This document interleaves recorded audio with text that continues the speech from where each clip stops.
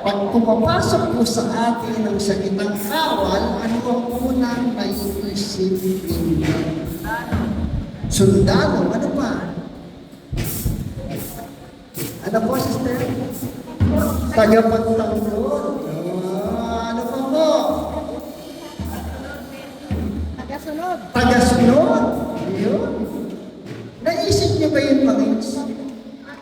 Ha? Marines? Ilan? 18. 18 Marines. Ayan.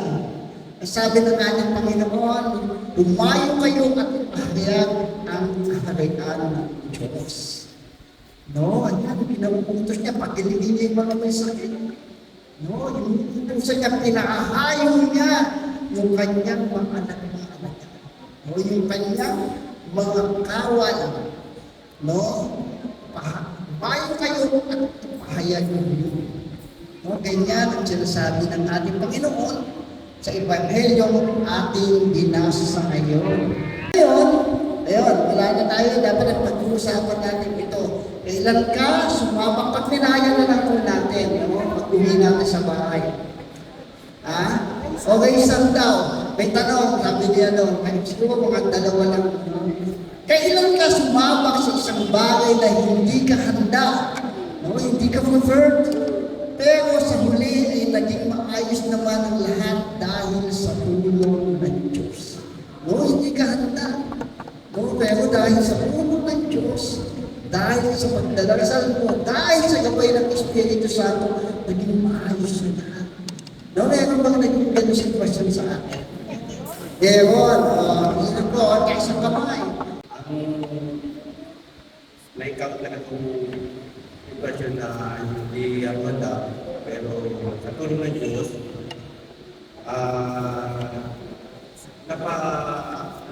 napamiss ko ang mga tutulong at gano'n na meron mga kapuan sa pamilya. Yung mag-aaral ng linggo, pagka-linggo, tumutuloy pa ako sa pagdadala ng ako, tsaka ng sa mga may sakit. Meron akong niladala na 5. Kaya may lumagdag bigla na isa na hindi ko akalain na may sitwasyon na yung hatiran ko ng hostya, una ko nakatipulang sa kanya, nakalatay na. Marami na komplikat ng sakit niya. Isa sa lalaki, tatay, galing sa abroad. Hindi ko nang nabuo sa akin yung mga pangyayari sa pamilya nila. Kasi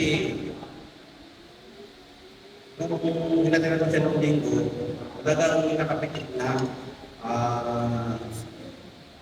Hindi ko nga dapat nasabi na sa panalangin ko na may dapat kita ko na kung ano man ang dapat natin sa buhay, mahalaga, nalalagan pa natin yun at kumano man tayo may ngiti sa labi bago tayo lumisan sa mundo. Nagulat ako. Biglang yung nanay sa kasawa, magugul na. Kaya nasabi ko, pero inabanggit ako gano'n sa pag-inilay-nilay ko. Hindi ko naman nakalay kasi gano'n pala sitwasyon na meron silang problema sa isa't isa na naging dahilan nga na nagpagkakasakit yung lalaki na galing sa abroad at nagkaroon ng third party pala pagkakalaman at kanina ko na nalaman na yumaw na parang hindi rin po wala sa isip ko na talagang nanay, talagang umapin sa akin na sabi niya masakit talaga kasi nga pangalawang anak niya na yung wala. Pero hindi pa naman siya mawala nanay, sabi ko, hihinga pa siya, pag-aasap pa, pinatakat ko na, binawi ko na yung sinabi ko, ano pa, nagulat ako kasi talagang nagagululan yung asawa sa amin. Nanay, talagang sinabi niya, 5 hospital daw pinagdala niya sa anak niya, na may tigil sa kidney, marami na tapos napagsak pa, kaya parang linggo na rin, dahil wala pang 2 linggo na pinakalat pa yung kami niya. Hindi niya, hindi na makalakad. Sabi nga niya, kung kanya, dali na lang hindi sa ospital dahil hindi niya kaya nakikita na talagang sabi ko, kaya palagay ko, naghihingalo, parang gano'n. Pero hindi kinaya na gano'n, pero sabi ko na, hindi na siya matabuhan, inilagay niya lang sa gatas, inano ko na lang na pinakalma ko na lang nanay na sabi ko, sa buhay talaga ng magulang, nagdaraan yung mga ingat na pagsulit, pero sabi ko, may dahilan. Yung yun na lang na ito na sa kanila, malis kami na ito na panatag parang nakahalaga rin ang pagtulong sa organ niya, hindi ko alam na una at huli kong pagatin ng The Spirit to, no? Yung banal na Espiritu sa amin at siya, bagamat mukhang nakakatawa tayo, di ba? Pero yung banal na Espiritu natin, yun ang gusto kong pagkakataon na yun. Para pagdating doon sa tao na yun, na kailangan niya magsisi. No? At naniniwala tayo na ginawa niya yun, no? Na napagsisisi. Bakit nandun si Brother Buko pagkakataon na? Para lang yun sa 5 katao eh. No? No? Hindi ka mananda, yung banal na Espiritu Santo, yung maghahanda sa iyo. Amen? Yun. Ano pa po? Kukulang ako sa sakit din to. Kasi yung kumari ko, at yung kumari ko, meron silang nga nabit-bit na stroke. Yung babae at saka yung mga lalaki. Ngayon, sabi nung kapitbahay ko, hindi ba magdala ka ng pari kasi gusto lang mamamigsara. Ngayon, yung kumari ko na yung sakit, kapag chat-chat talaga sa akin, sabi niya, Mari, pwede tawagin ko si Father, gusto kong mamampisan, handa na ako. Kasi dati yan si Brother Bobo, kasi kumpare namin yun, matagal na sinasabihan na dalhan sila ng komunyon, pero bago yun, kailangan mamampisan mo na kay Father. Ayaw talaga nila kasi nag-born again na sila. Dati kasi sila katoliko, ngayon yung anak, napasali ata sa born again, yung bata pa hanggang ngayon naging pastor yung mga anak. Kaya sila naging na rin, lumaya na rin sa anak. Pero kahit ganun sila, nagsisipa pa rin sila sa katoliko. Tapos nagsisipa, yung baga kaliwaan, yung ginagawa nila. Hindi nga sabi ko, sige Mari, sabi ko gano'n, tawagin ko si Father. Kinabukasan, sabi ko kay Father, sabi ni Jackie, kailangan pala may proseso pag kasi depende doon sa schedule ni Father. Tapos kinagabihan, sinugod sa ospital, sabi ko, mapagpantay na, sabi ko, hindi ko pa nagampanan yung kasi sinabi, magdala ng pari. Yun, ang ginawa ko, nagdasal ako na sana makasurvive ko si Maring Bibian. Tapos pagdating ng gabi, nakabalik na. Tapos malaman ko ng kinabukasan, madaling araw, binalik na naman sa ospital. Tapos pinapuntahan, dinala na naman daw sa, hindi na rin tinanggap ng nabutas, ospital. Tapos sa tulo, hindi rin. Doon sila tinanggap sa Jose Reyes. Yung pala, yung GT niya, hindi naayos ang paglagay. Parang dito na, hindi na makakalagay. Kaya sabi ko, nagdasal na tulog. Sabi ko, sana malampasan yung Maring Bibian. Kasi sa paghihirap niya, hindi pa niya nangyari sa kanya na na-stroke siya. Talagang mahirap niya sa pag-alaga sa asawa. Kaya sabi ko, pagbigyan mo pa ng panibagong buhay. Sabi ko, nagligtas mo pa siya. Tapos ngayon, nung pinabukasan, yung naging maayos tumawag na, tinawagan ko na si Father. Ako, Father, ito ko niya. Sige, ate, punta tayo. Yung natin na namin doon. Ngayon, yung asawa, kasi ayaw talaga mag-umpisan. Tapos, di na ni Father, tapos nasal na. Tapos sabi ko, pare, gusto ko ba mag-umpisan? Yung mga bulbul na siya, sabi ko, umiyak talaga siya. Sabi, sige, pare. Hindi alam ni Father, nandun pala ang asawa sakit. Yung sakit din, nakaratay na kanya. Ito, Father, pagkatapos ni Kumari Lilian, Father, ito po yung asawa na ano yun. Hindi ko nakita, akala ko wala. Kasi yun ang ginawa ni Father, nag-umpisa din. Sa awa naman ng Diyos, yung mga sinasabi na hindi nga hindi ka, kailangan ka sumama sa isang bagay na hindi ka pero sa walang naging maayos na lambing. At ngayon, pinumusta ko naman, maayos na si Maring Vivian. Kaya thank you, Lord. May kapangyarihan yun sa komento. Yes. At may plano yung Diyos sa kanila. Amen. Isipin yung pastor na yun na diba? Yung pananampalataya sa kanila yung pananaalis. At yung dasal ng sisitira. Amen. No, palapang po natin ang malakas ng no, umaya, masasabi pa po natin yan. Yun! Bahagi. Yun. Ano natin isikawal ni Jesus. Paano ba ang gagawin natin? No? Ito yung kabuuan doon ng ating binasang ebanghelyo. Una, ibahagi ang pananampalataya. Sasagot kayo, paano? Okay? Ibahagi ang pananampalataya. Paano? Iyon. Yan. Ayon sa ating katekismo, paano ba natin ibabahagi ang ating pananampalataya?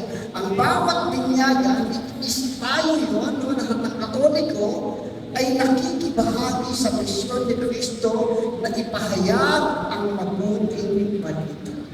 No, tayo bilang isang Katoliko, dapat meron tayong bahagi na ipahayag ang mabuting balita. No? Kailangan makita sa ating Panginoon. Diba? Tapos, hindi lamang ito ginagawa sa pagmamagitan ng pagtuturo, kundi lalo na sa pamamagitan ng sangunay na pagpapakita ng pananampalataya, pag-asa at pag-ibig. Kung hindi lang dapat lumalabas sa bibig, dapat kumikilos tayo. No, katulad ng ginawa ng mag-asawa. Di ba? Bumababa sila, kumakausap sila ng kanilang kapwa. Di ba? At hindi lang yun. Ipinapanalangin pa nila. No? Ganun yung kailangan. Kailangan makisaksi tayo. No? Kailangan makita sa atin si Kristo bilang isang Katoliko. Amen? Palakpan po natin ang Panginoon. No? Ito ang pinakamabisang pangangaral sa halimbawa ng isang Kristiyano na bubuhay para sa Ebanghelyo. No? Dapat maging example tayo. No, sister, welcome sa aming gawain, sa ating gawain.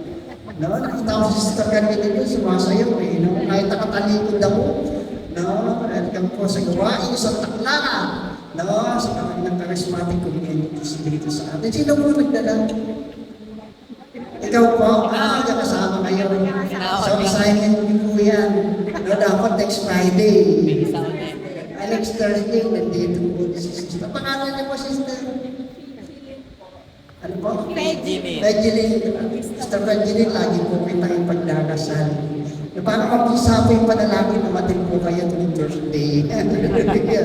No? So, yun. Next. Maglingkod ng hindi naghahanap ng kapalit. Paano? Itinuturo ng ating simbahan na ang paglilingkod ay bunga ng pag-ibig sa Diyos at sa kapwa. Ano yung dalawang utos? Yung dalawang pinakamahalagang utos. Ibigin mo ang Diyos at ibigin mo ang iyong kapwa. Yun yung turo ng simbahan na dapat ginagawa natin. Amen? Ang mga gawa ng awa at kawang gawa ng mercy and compassion ay paraan upang makita ng tao ang pagmamahal ni Kristo sa mundo. No? Sabi ko kanina, naging example ngayon sila sister sa kasiwanan ko. No? Yung pagpapakita ng awa at pagkawang gawa, nakikita sa atin, sa kanila, si Kristo. Di ba? Dapat nakikita natin si Kristo. Eh, hindi nagiging resulta. Di ba? No? talaga, no? Upang makita ng tao ang pagmamahal ni Kristo sa mundo. Kasi pag mayroong tao na nagmamalasakit sa kanyang kapwa-tao, no, naniniwala siya, nagkakaroon siya ng pag-asa. No, nagtitiwala siya na may Diyos pala. No, may Diyos pala na handang tumulong sa atin. Kahit nun sa pamamagitan ng tao na yun na nagsasalita o nakakausap niya. Bakit? Kasi naramdaman nila yung pagmamahal. Palakpakan mo na rin ang Panginoon. Paglilingkod tayo, hindi upang mapuhay o mabayaran. Wala naman tayo yung ginagawa natin dito. No? Ang ginagawa? Meron po tayo pag-aatay. Hindi naman para sa atin. No? Dadaling yan po sa parokya. Dadaling sa parokya para po sila po yung mga kasigwa. Pag kailangan natin, tutulungan naman nila tayo. Diba? Ganun yung ginagawa. Doon naman sa kabilang parokya, ginagamit naman po natin yan sa maintenance ng gamit, sa pagkain. Mapapansin niyo po, may pagkain po tayo dito. Hindi po natin nakukuha yun dito sa abulayan natin dito. Galing po sa San Lorenzo yun. Tinutulungan ka. Ganun po. No? Palakpakan po natin ang Panginoon. Kundi dahil nakikita natin si Kristo sa ating kapwa, lalo na sa mga hirap at nangangailangan. Tandaan natin, meron at meron lalapit sa atin. Sana sa panahon na kailangan ng tulong natin bilang mga pinyagang naglilingkod. Tandaan po natin, naglilingkod. Na meron po kasi mga Katoliko na pinyaga na hindi naman pa sila nagsuserve. Diba? Tayo mga nagsuserve nga, ang ating paraan ay yung makatulong tayo sa kanila. No, ayan po yung ginagawa ng Pinis. Dadali naman na sila sa paglilingkod. Amen? Amen. Yun. Sa pauling paano? Pagtiwala sa Diyos sa gitna ng kawalan ng katiyakan. Paano? Ano? O ayon sa katekismo, ang pagtitiwala sa Diyos ay nakabatay sa kanyang providence. Ang patuloy niyang paggabay at pag-aaruga sa kanyang nilikha. No, hindi pinababayaan ng Diyos yung bawat kanyang nilikha. Eh, meron rin sabi niya, no, yung mga bulaklak, wala naman nagdadamit. No, hindi naman pinipihisan yan. Pero, no, wala bang hihigit na kasing ganda, no, yung mga suot ni Solomon. Kahit gano'n ba kagagara yung suot ng mga tao, hindi yan gaganda sa ibinigay na kulay ng Diyos sa mga bulaklak. Amen? No, yung mga ibon, hindi naman nagtatanim. No, hindi naman nagtatanim. Hindi naman nag-aalay gumagapas yan. Pero meron silang kinakain. Ikaw pa kaya? Tayo pa kaya mababayaan ng Diyos? Hindi. No, ganun yung Panginoon. Kaya kung may pangangailangan tayo, ibinibigay ng Diyos yan sa tamang palakpakan po natin. Hindi na ito inaalis sa atin ang ating responsibilidad ng umulos, ngunit hinihigaya tayong umasa sa Diyos higit sa sariling lakas. No, alam natin, meron tayong kakayanan, meron tayong talino, meron tayong lakas. Hindi inaalis ng Diyos yun. Ang kaya natin buhayin ang pamilya natin. Ang nais ng Diyos ay ano? Umasa tayo sa Kanya. Higit sa sarili natin lakas. Tiwala tayo, yung araw na ito, ibigay pa rin natin sa Diyos. No? Kung may problema tayo, kung may tsuli ka din ayaw, alam natin kaya natin gawin eh. Alam natin meron tayong solusyon. Di ba?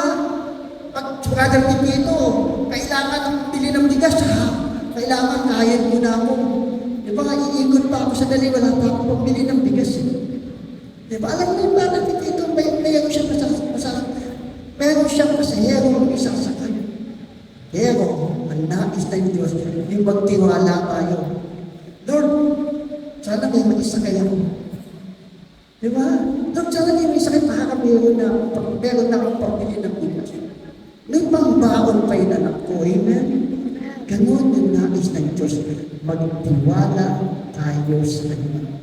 Amen? Palakpakan po natin ang Panginoon. Ginagawa daw natin ang ating mga kaya, ngunit kinikilala natin ang Diyos. Ang tunay na pinagmulan ng tagumpay at katulisayan.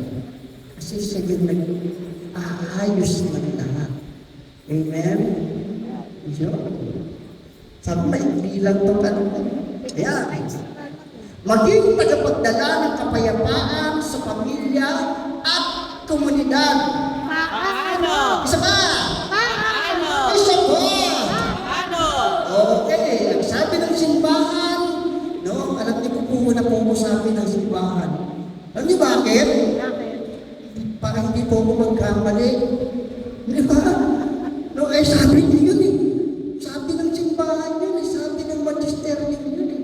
Hindi na sabi ni Brother Paul lang. No, bakit? Katekista na kasi. No, si sister na katekista. Di ba? No, yan. Itinuturo ng simbahan na ang kapayapaan ay bunga ng katanungan, katotohanan, pag-ibig, at pagpapatawad. No? Katanungan. No, mayroon pa ng kapayapaan doon sa katanungan. No, kasi hindi makakabit ng isang tao ng tunay na kapayapaan, lalo na kung siya ay nakagobyado. Diba? Kailangan niya magkaroon ng pananagutan kung anuman yung mga pagkakasala. Pagka nagkaroon na ng pananagutan, nandun na yung pagpapatawad. No? At doon na mapasok ng kapayapaan. Diba? Ang Kristiyano ay tinawag na maging instrumento ng pagkakasundo dahil si Kristo mismo ang ating kapayapaan. Diba? Hindi yun lagi natin nahanap away. Diba? Minsan, pagka meron tayo mga maling narinig na hindi natin maganda, gusto na kagad natin na nagpatawa. Hindi, mali yan. Diba? Hindi tama yan. Tama yun. Yun, hindi tama yun. Diba? Picture lang, nagiging pag-away ka. Malaki yan. Diba? Dapat ganun natin sa yun natin nandun si Kristo para magkaroon ng pagkakasundo. Amen? No? Yun lagi yung ating batayan. Ito ba yung sinasabi ng Diyos bago ka makapag-desisyon? Kasi minsan, sa bawat desisyon mo, sa bawat pagsunod mo sa isang tao, nakakasakit ka na pala. Pag nakasakit na, kailangan na magkaroon ng solusyon. Eh, kung ayaw, okay na tatagal. Diba? Magkakaroon na kayo ng tampuhan. No? Eh, kung hindi mapayapa ka at nakikinig, no ba, magsalita, eh, magkakaroon na maayos na pag-uusap. Diba? Yun. Kaya ngayon yung ating gobyerno, Senado, gulo-gulo eh. Diba? Kasi talagang magulo sila. No, walang kapayapaan pagka wala sa Kristo. At kung ginagamit ko lang si Kristo. Diba? Ginagamit mo lang yan para sa iyong sariling kapakanan mo. Ang demonyo ay nagsasalita ng salita ng Diyos. Diba ginagamit ka rin yan? Yan. Shalom. Sabi ng ating Panginoon. Ibig sabihin ng shalom? Kapayapaan. Kapayapaan. Ang Diyos ng kapayapaan. No, si Jesus. Yahweh Shalom. No?